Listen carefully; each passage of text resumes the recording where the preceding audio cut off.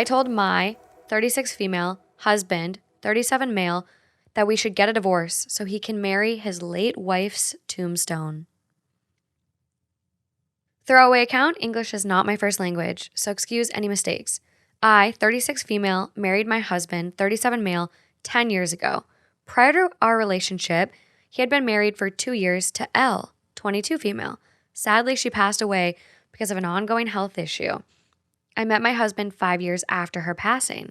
At the beginning of our relationship, I had some issues with his romantic history. To put it bluntly, I was having trouble accepting my husband's past and that he did not stop loving his late wife, but was forced to do so.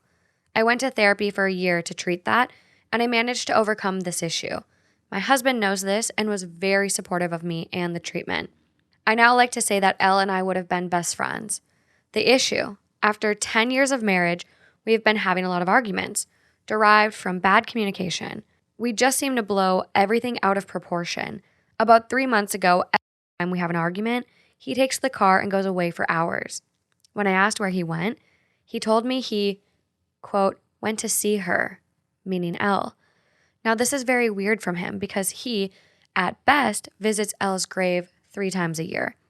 I then asked him to not run away every time we fight and to please tell me when he goes to the cemetery so we can go together. He just brushed me off. He has been doing this for months now, and it is destroying me. The feelings I fought the first year of our relationship are coming back. I'm sad all the time. I cry at night. But my husband just keeps going away for hours. At this point, I think he is doing it out of spite more than anything else. Yesterday, I reached my limit. We fought over freaking trash. That's how petty our arguments are. He took the car at 4 p.m., returned at 11 p.m. I was waiting for him at the dining room. The convo went like this. Where were you? I visited her again. I've told you multiple times about how your actions hurt me, and you continue to do them. You can't stop me from going. Well, we can get a divorce. That way, you can marry Elle's tombstone, being that you care more about it than our marriage. I could see the shock in his face when I said that. I apologized immediately, but I think he did not hear me. I saw how he started crying. He has been locked in his office since yesterday, and he refuses to come out. I feel like the biggest asshole ever. What I said was a low blow and something horrible. I attacked him where I knew he was going to hurt, but at the same time, a part of me thinks that what he is feeling right now is just a fraction of what he has put me through for months. I literally made a vow to Elle the day I got engaged. I told her, quote, you can take care of him from heaven and I will take care of him from here on earth. I broke that vow. Is there anything I can do to salvage this relationship? Oh, wow. Okay. I didn't know you were done. There's a brief edit, though, that... I kind of want to talk before the edit. Okay.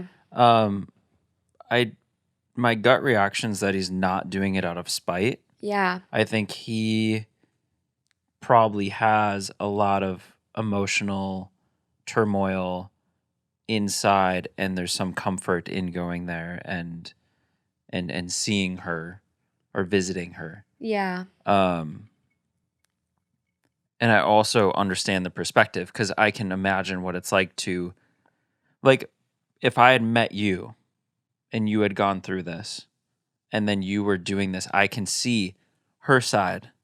I can see his side. I understand, like, it's super messy. Yeah. Rough. It's super rough road. But I don't think he's doing it out of spite. No. And I think it's also very cool that she went and had the therapy to come to peace with it and be like, oh, I'd probably, I'd be best friends with her. Yeah, that takes a big person to do that. Right. Because, again, me as that person, that would be very hard to get to.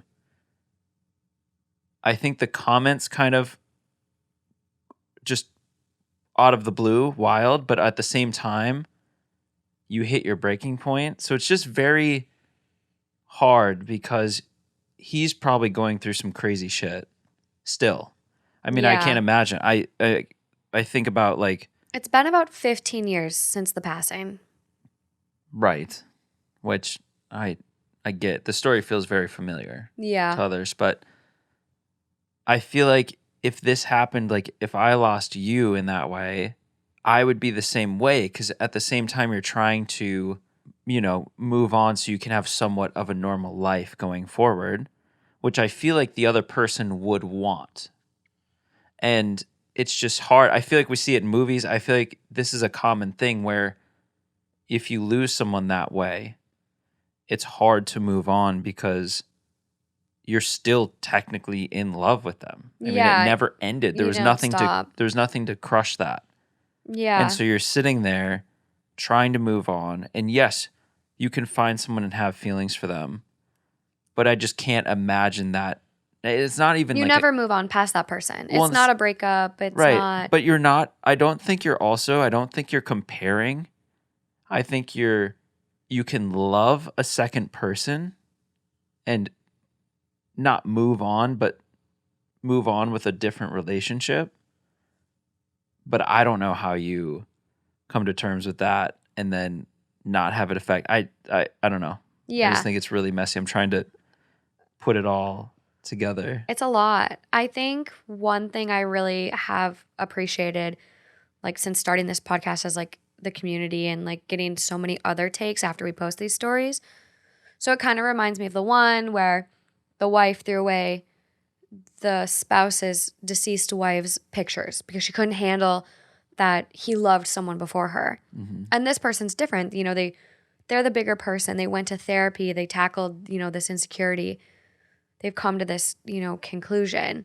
But a lot of people on that YouTube were like, this is why I'm a widow and I only was going to date widows. This is why my mom remarried and she only was, you know, going to marry someone that was also a widow. Because then those two people understand that loss. Mm-hmm. And like, you're never going to feel insecure or jealous because you also went through that. So you know that person's feelings. However, life is life. You love who you love. And if you limited your dating pool at 36 to only widows, it might be very small. Or 26. He was 26 at the time or whatever. So the edit I was going to say, a Redditor told me to put this in the post. 3 months ago, we found out that I am pregnant after 8 years of trying. He has been visibly stressed out and reactive since the discovery, even though we both wished for a baby. That's very triggering. Yeah. I mean, it's very hard in her position. It just seems like he's not very settled. He's in like so much conflict in his mind and his thinking that I think the baby made it super real to him. Yeah. That's what made it seem like, okay, yep, she's gone. I'm with this person and it's really real. Yeah.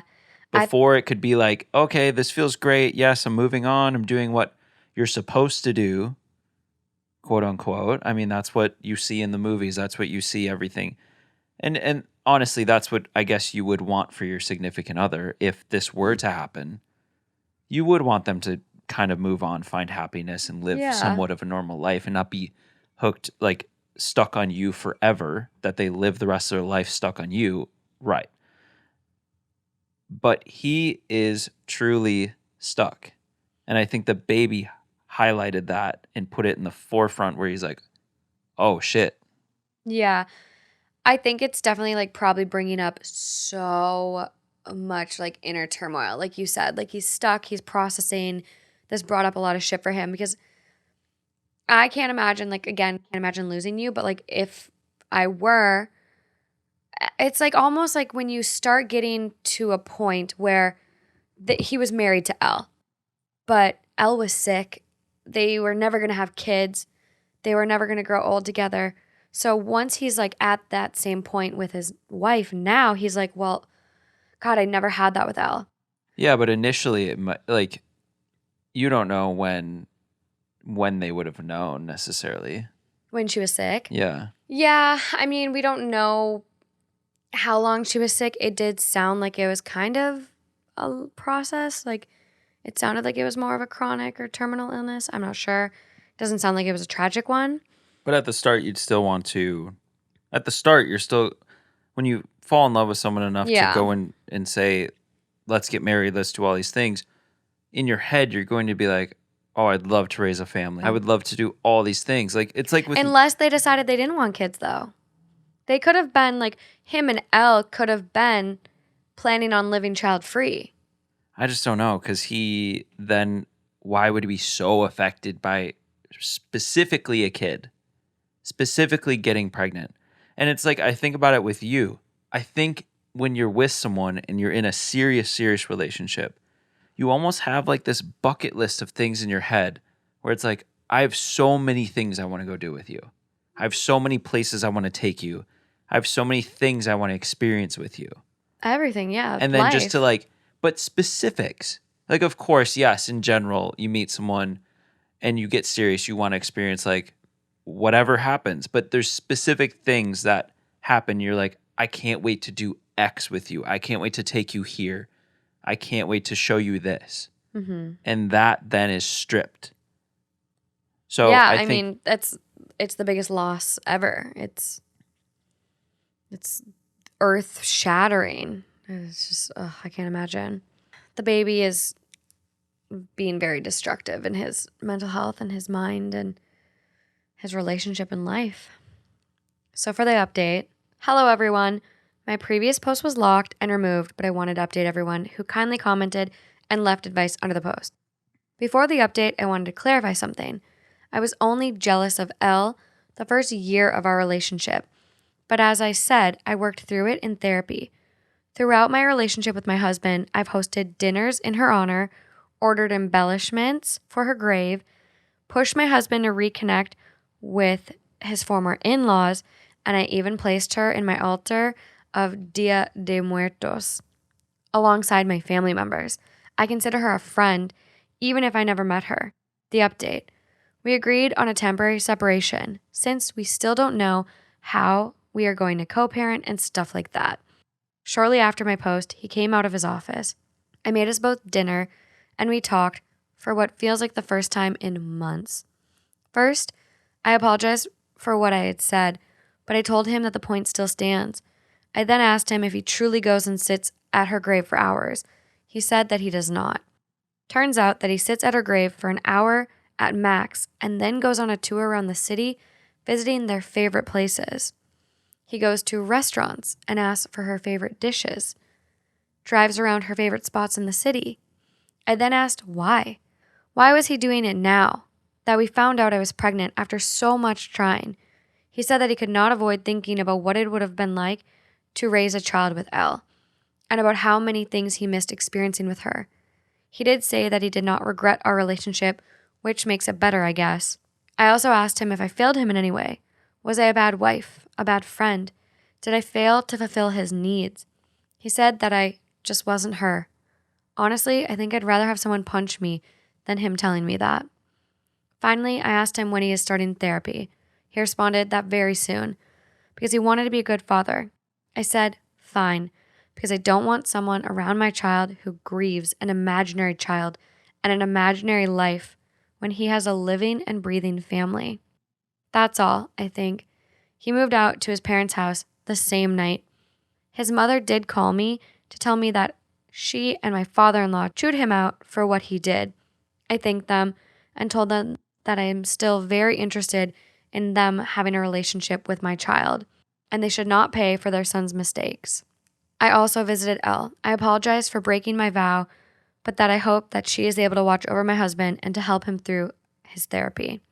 I want to thank everyone who helped me realize my mistakes and how I was neglecting myself. You were all very helpful, and I owe you a lot. Not the traditional happy ending. I get we all would have wanted he's realized that Elle is gone. We're together. We're very excited about the baby. But I think it's a happy ending in the sense that now it's all out in the open. He's going to go to therapy. He's going to work on himself. And she's going to take better care of herself too, because it sounds like she's been neglecting herself by dealing with all of this, and being pregnant's fucking hard. I don't think he's truly realized Ella's gone, though, in the truest sense, because you wouldn't say you're just not her, because she is gone. And You're never going to be her. it's very unfair to tell someone that you're unlike someone else, that was perfect in their eyes, because you're two different people. But what I do think is, at the same time, these two are taking very mature and calculated steps to end up with a happy ending, a happy future. Yeah. And I don't think it's over for them. no, and I think just there's going to be little jabs here and there. She had a little comment here, he had that comment there, but I think those are like not tiny, but those are emotional outlets that are natural and very human.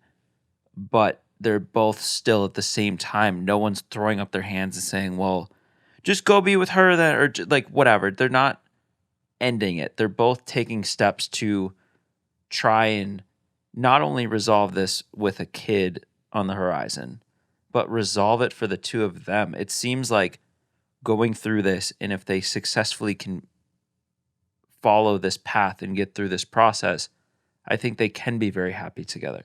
Because yes, she will never be Elle, but Elle is no longer here. Yeah. And she's could be the right person for this time now. And he, through therapy and through time, can realize that and make that decision for himself. She is a champ, and I think she's a keeper for sure. Well, and I think with what you've kind of said too, you can't compare them at all. It's apples to oranges. They're two different people. And also, like, it's almost like two separate lives. Like, your life that, for this guy, the life that he had with Elle, it's a different life. Yes, it's cut short. It's not probably the life he would have anticipated or maybe even wanted for himself, but that future doesn't exist anymore. Yep. That future, as sad as it is stomped out, gone, eradicated. And so, like OP said, like, I don't want someone that's mourning an imaginary life and an imaginary child, because that doesn't exist anymore. His life is with this person. He's been with them for 10 years. There's no other future but either with this person or without them and co-parenting. Well, and she's been more than accepting, more than reasonable, more than, she even goes as far as to almost have a personal relationship with Elle. Putting someone on your altar for Dia de los Muertos, like, that is literally, and I'm so sorry if I fucking butchered that, but pan de muerto is like my favorite fucking food. I'm just gonna say that right now. So if anyone's got good recipes, throw them my way. Besides the fucking point. But like, to put someone on your altar next to family members, that's big. Well, that shows her, that's representative of her love for this guy. Yes. Yes. And how much she wants to help him through this and then be a great partner for him going forward. Yeah. Yeah, I have a feeling, like, based on the comment too of him being like, you're just not her. He's idolized her in probably a lot of regards. Like, I think we kind of all do that too, where like, if we lose something and it's not by choice, it's always those rose-colored glasses, the what if, and this even if it's like that one thing you forgot about on your shelf, as soon as it's gone, it was your prized possession. Yes. And even bad relationships, like, I look at just bad relationships, and after the breakup being like, oh my God, but we had so much fun together here. Well, you only think about the good times. Yeah. And when it ends. And death is one of those things that is very, very hard, because there might not have been any bad times. It just ends. It's just gone. It's just gone. But I think even if you do have bad times with someone and they die, it's just the ultimate, like, well, fuck. I still could have had good times. It's just like, death is hard. Death is so, so, so hard. So this is the ultimate, like, this is tough. This is so tough. But it seems like they're taking the steps to get to a happy place. Yes, I agree with that. I think they're giving themselves the chance at a future. I think him going to his parents' house might be a reality check for him. It might be the check that he needs. But it's better than saying, I can't do this anymore, and leaving. Yeah. It's actually a step to say, hey, I care about this. I care about you. I care about this future with you and our child. Exactly. And so I need this space to figure it out. Yeah, and I think moving back home with your parents and not having your wife of 10 years and not getting to be there during those exciting pregnancy moments when the baby first kicks and all of this other, milestones. I think it's going to be an awakening for him and hopefully a realization that his love for Elle was real, but she is no longer, with him there. Mm-hmm. And it doesn't mean you have to erase that person. It doesn't mean you have to give up that person and never acknowledge them and close them off. Like, his wife has done nothing but be gracious and work on herself to accommodate that. So, hopefully, this will be the wake up call he needs. Otherwise, she has now realized, by the sounds of the update, that she deserves better. She knows that now. Yeah. And so, she's going to take care of herself. And worst case, which I don't think is the worst case, like, she's going to co-parent with him. And they're going to be two equally great parents. And she's going to find someone that puts her first and not a ghost. But I think this is like a happy ending in the sense I still where have a good feeling about it. I do. I don't think they're done. I've been saying I don't think they're done.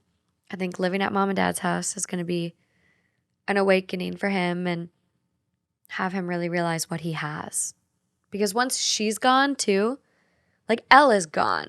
Yeah. Gone. Yeah. But then once OP is gone, he's going to be like, wait, wow, I did have it really great. I do love my wife.